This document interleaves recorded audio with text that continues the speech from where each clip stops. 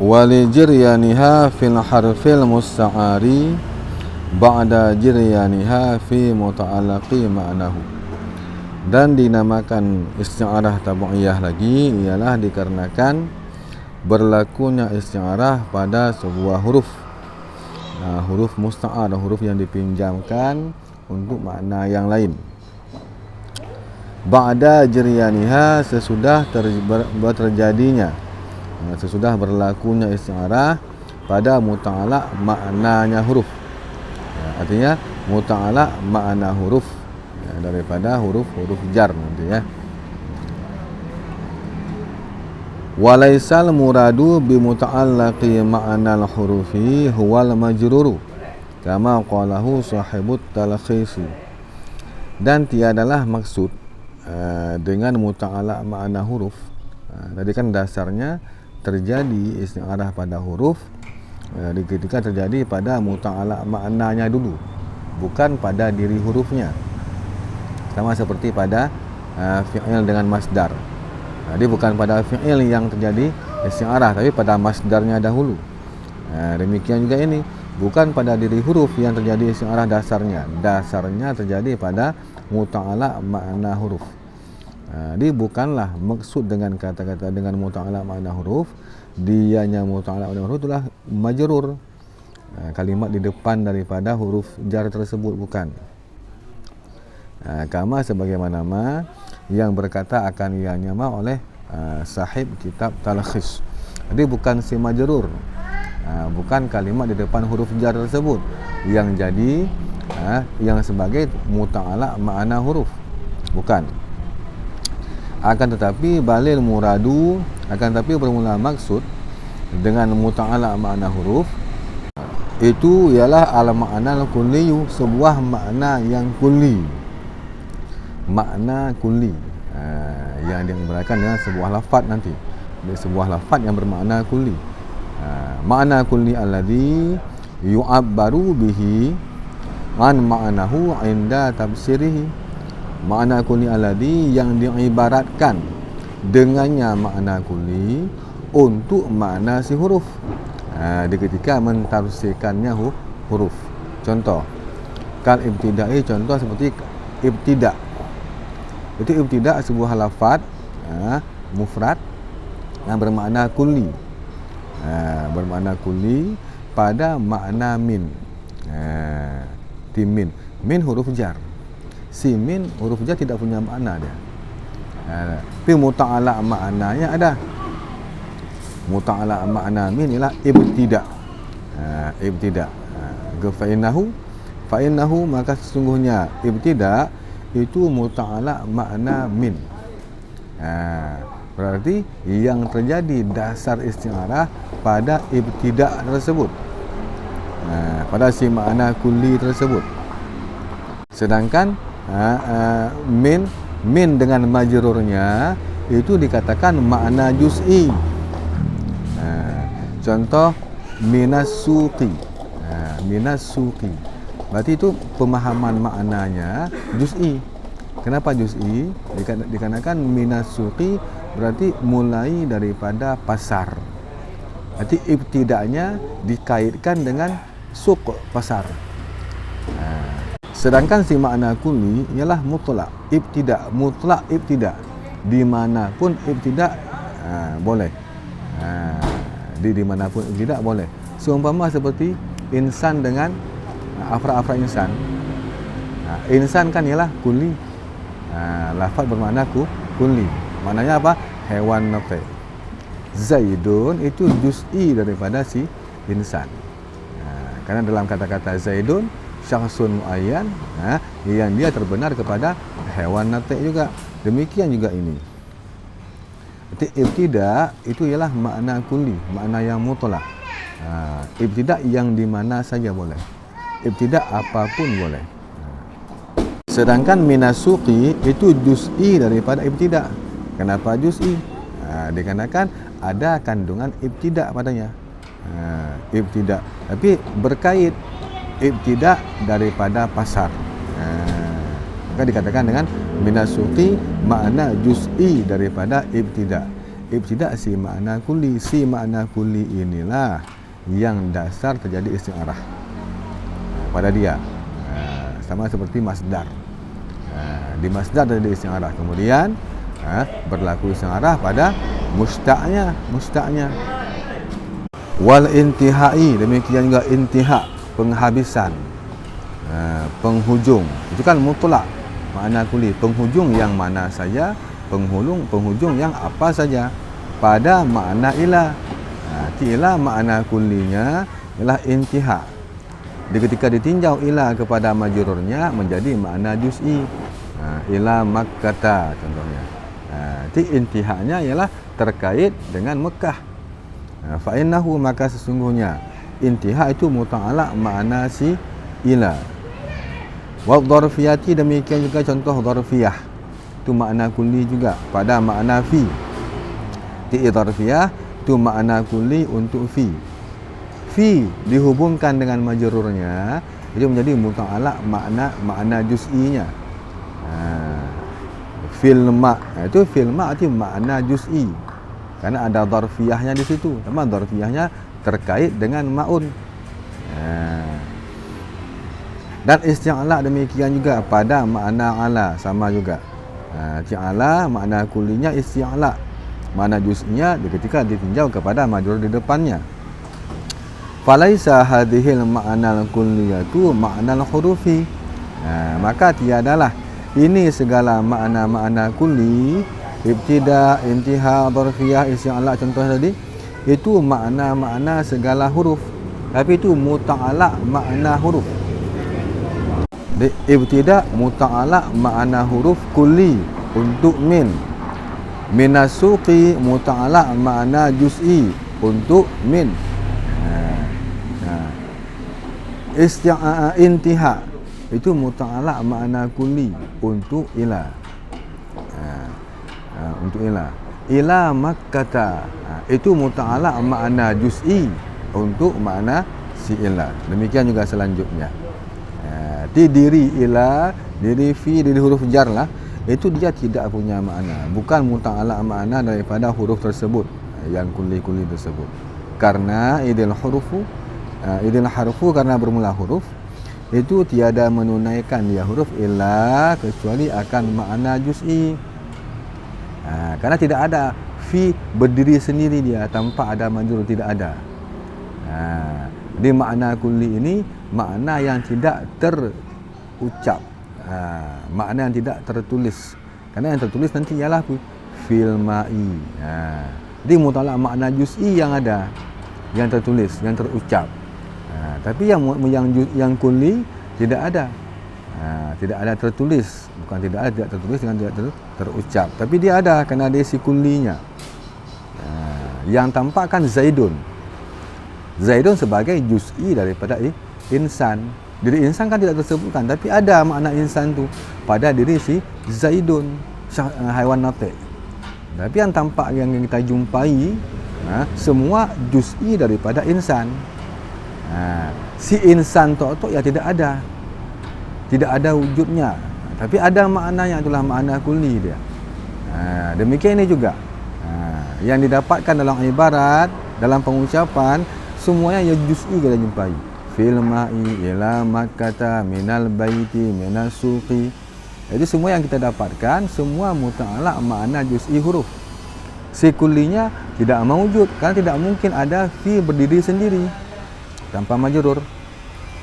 Tapi makna kulli tetap mesti ada, karena adanya makna kulli pada seluruh juz'i-juz'inya. Adanya hewan natik pada seluruh afrad-afrad hewan contohnya. Demikian ini juga. Karena bermula huruf itu tidak menunaikan dia huruf kecuali akan makna yang juz'i. Wa illa, dan jika tidak, jika si huruf, jika kita katakan kulli, ibtida, intiha, dzarfiyah, isti'la itu makna si huruf, lama kana harfan, sungguh tidak adalah dianya fi, ila, wala, itu ialah huruf. Berarti bukan huruf dia. Kenapa bukan huruf? Bahkan adalah dia itu isim, bukan huruf. Kenapa bukan huruf? Li'annahu, karena sesungguhnya si madzukur, itulah fi, ala, min. Itu pada ketika itu adalah dianya madzukur, itu yang terasing dengan mafhum. Arti sama dengan dia punya makna. Sedangkan yang kita ketahui, yang kita maklumkan bahawa yang punya makna hanya isim dan fi'il. Huruf tidak punya makna dia. Muta'ala makna yang ada. Huruf makna tidak ada. Muta'ala makna ada. Yang punya makna isim dan fi'il. Makanya si dharfiyah, isti'la itu bukan makna si huruf, tapi muta'ala makna huruf. Karena huruf memang tidak punya makna. Karena andai kata kita katakan dia makna si huruf, si intihak tersebut, maka dia bukan huruf namanya, sudah jadi isim. Karena dia sudah terus istiqlal, terasing dia dengan pemahaman.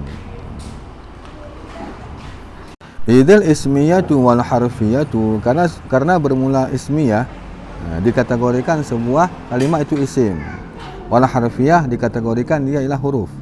Innama hanya saja bermula dianya ismiyah dan harfiyah, hanya saja bermula dianya ismiyah dan harfiyah itu bi'tibaril makna, itu sampai dengan i'tibar makna.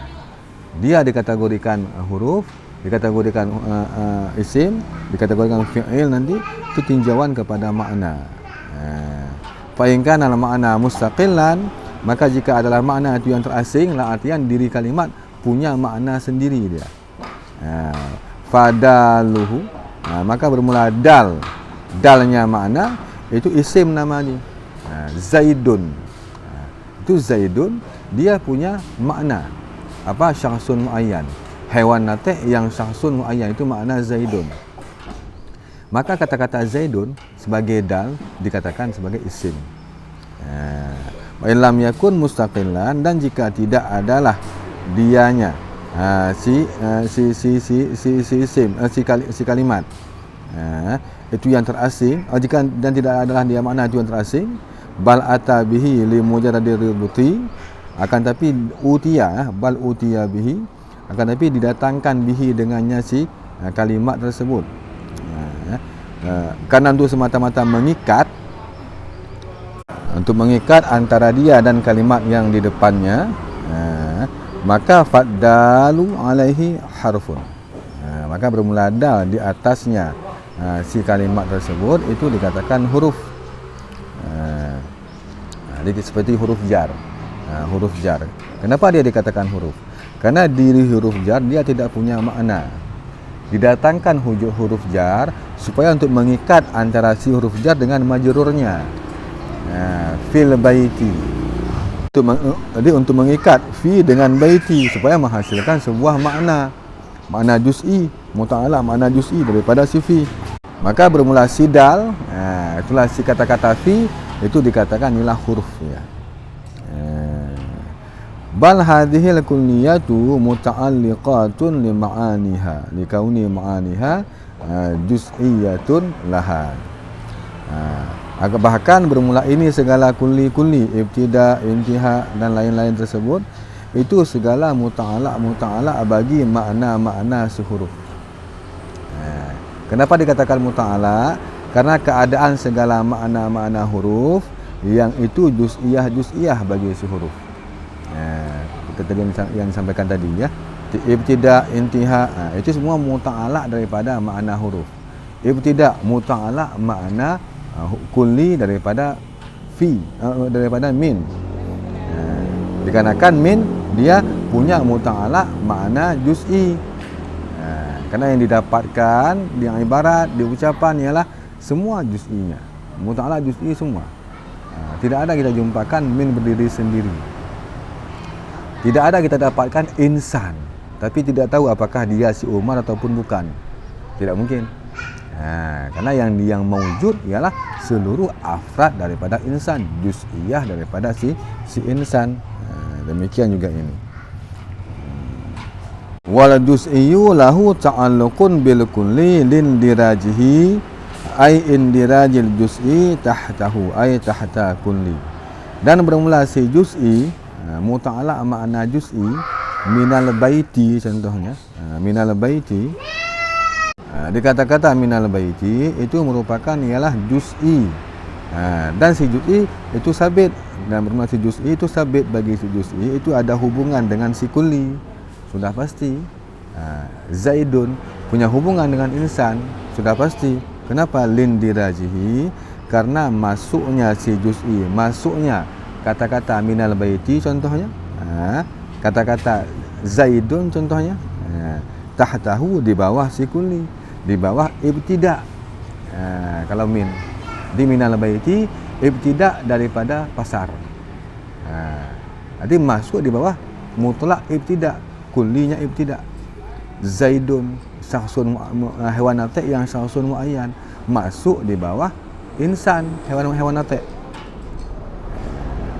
Jadi ketika terjadi isti'arah pada kalimat huruf-huruf jar, maka itu mesti kita takdirkan bahawa terjadinya isti'arah dasar sekali ialah pada si muta'ala makna kulli.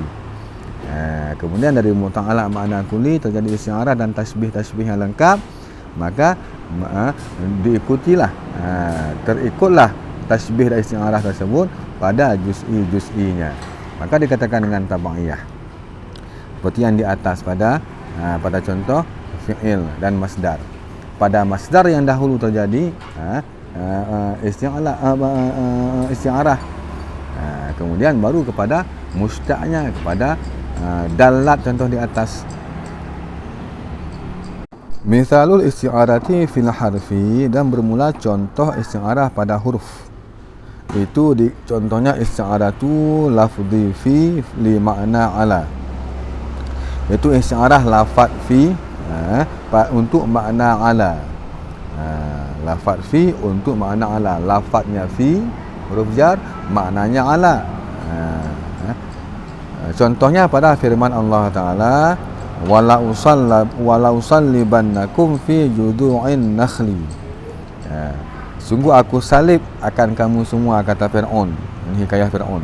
Pada jangan pada, kita katakan ala, di atas pelepah-pelepah kurma.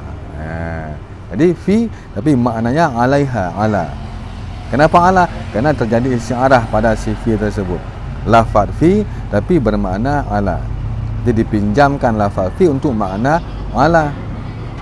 Dasarnya mesti ditakdirkan syubbihal isti'la, diserupakan akan isti'la yang kulli. Mana kulli? Isti'la kulli, arti isti'la yang mutlak tanpa kait kepada majrur. Ada isti'la yang kulli. Dengan apa ditashbihkan? Bil dharfiyatil kulliyah, dengan dharfiyah kulliyah.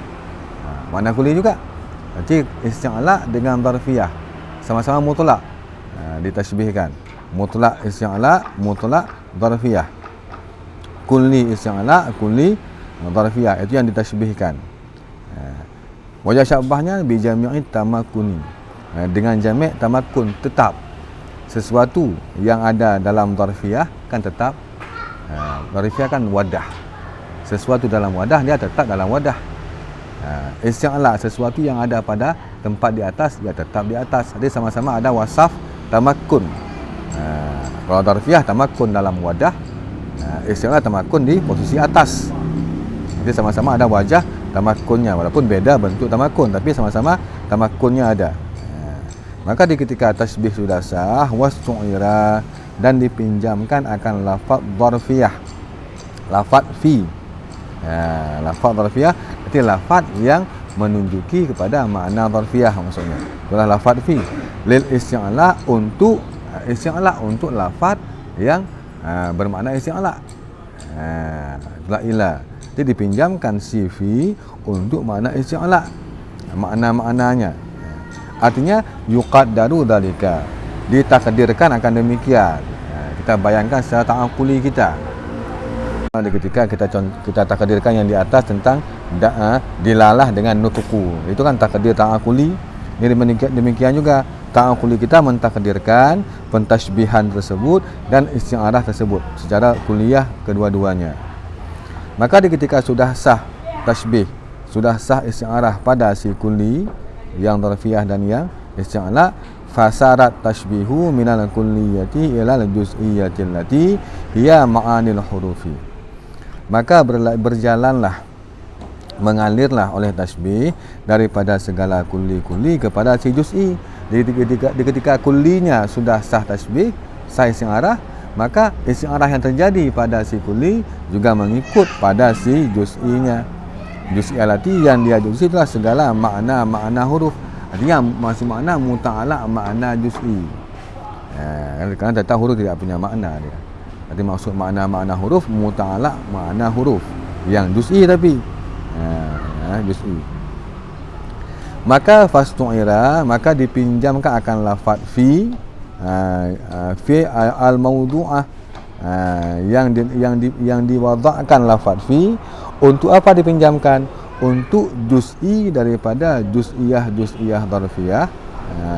Jadi maka dipinjamkan akan lafaz fi yang diwadakkan kata-kata lafaz fi untuk tiap-tiap juz'i daripada juz'iyah dharfiyah. Jadi kan fi ni kan sebuah kalimat yang dia musta'mal mesti ada majrurnya. Tidak mungkin dia berdiri sendiri. Maka ketika fi tersebut tertulis, maka wajib adanya majrur. Maka ketika wajib ada majrur, maka otomatis si fi ini senantiasa selalu dia menunaikan muta'alaq makna juz'i. Maka ketika tadi si fi tadi sudah di yang darfiyahnya ya, sudah di tasbihkan dan sudah diisti'arahkan untuk makna ala, maka dipinjamkan akan lafaz fi yang diwadakkan lafaz fi untuk seluruh juz'iyah, untuk tiap-tiap juz'i daripada seluruh juz'iyah dharfiyah. Untuk apa dipinjamkan? Untuk makna ala. Untuk makna ala. Karena sudah tak sah pada kulli-kullinya tadi. Wahwa, dan bermula dianya makna ala, itulah isti'la yang khas. Isti'lahul khasu. Arti isti'la yang khusus. Karena pada contoh tersebut ialah pada nakhli, pada juzu'in nakhli. Arti dilihat kepada majrurnya. Maksud khas itulah yang juz'inya. Jadi juz'i daripada si dharfiyah tersebut diisti'arahkan untuk juz'i ala. Karena sudah sah tadi pada kulli, sudah sah diisti'arah dan tasbihkan. Artinya mutlak bitaslibi wal juz'i fi hadzal misali. Itu istilah yang khas, istilah yang diitlakkan, yang digunakan akan istilah dengan salib dan dengan pelepah kerma pada contoh ini. Pada contoh ayat tadi ya. Makanya wala usallibannakum fi juzu'in nakhli ay alaiha dikatakan. Aku salib akan kamu atas pelepah kerma. Atas, jangan kita katakan di dalam. Karena si fi tersebut yang dikaitkan dengan majrurnya ialah juz'i, berarti dia kan juz'iyah dharfiyah, tapi bermakna juz'iyah isti'la. Jadi tertulis juz'iyah dharfiyah fi juz'i, tapi bermakna isti'la yang dharfiyah. Isti'la yang juz'iyah. Dia tertulis dharfiyah yang juz'iyah, tapi bermakna isti'la yang juz'iyah. Dikarenakan sudah sah tadi tasbih pada si kulli kedua-duanya. Maka mengalirlah tasbih pada juz'i tiap-tiap daripada fi dan ala tersebut.